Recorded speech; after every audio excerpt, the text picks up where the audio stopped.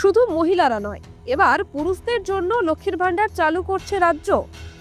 আসন্ন বিধানসভা নির্বাচনের আগে জনপ্রিয় লক্ষ্মীর ভান্ডার প্রকল্পে পরিবর্তন আনার বিষয়ে অনেক জল্পনা চলছে, যা মূলত পশ্চিমবঙ্গ সরকার মহিলাদের আর্থিক সহায়তা প্রদানের জন্য চালু করেছিল। এই প্রকল্পটি মহিলাদের জন্য মাসিক 500 টাকা ভাতা প্রদানের মাধ্যমে শুরু হয়েছিল এবং সময়ের সাথে সাথে এটি রাজ্য জুড়ে খুব জনপ্রিয় হয়ে উঠেছে। এখন একটি উত্তেজনাপূর্ণ খবর হলো যে রাজ্য সরকার পুরুষদের জন্য বিশেষ কিছু পরিকল্পনা করছে বলে জানা গিয়েছে। যদিও এখনো কোনো আনুষ্ঠানিক ঘোষণা করা হয়নি, তবুও জল্পনা চলছে পুরুষরাও একটি নতুন ভাতা প্রকল্প থেকে উপকৃত হতে পারে। এটি আলোচনার জন্ম দিয়েছে। কিছু লোকের মতে আসন্ন বিধানসভা নির্বাচনে আরো বেশি সমর্থন অর্জনের জন্য এটি শাসক দলের কৌশলগত পদক্ষেপের অংশ হতে পারে।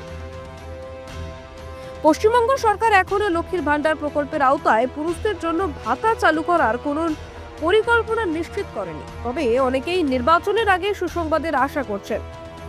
যদি পুরুষরা ভাতা পেতে শুরু করে তবে এটি আরো বেশি ভোটারকে আকৃষ্ট করার এবং নির্বাচনে শক্তিশালী ফলাফল নিশ্চিত করার একটি উপায় হিসেবে দেখা যেতে পারে। আপনি দেখছিলেন কলকাতা দর্পণ। আমি সারিয়া।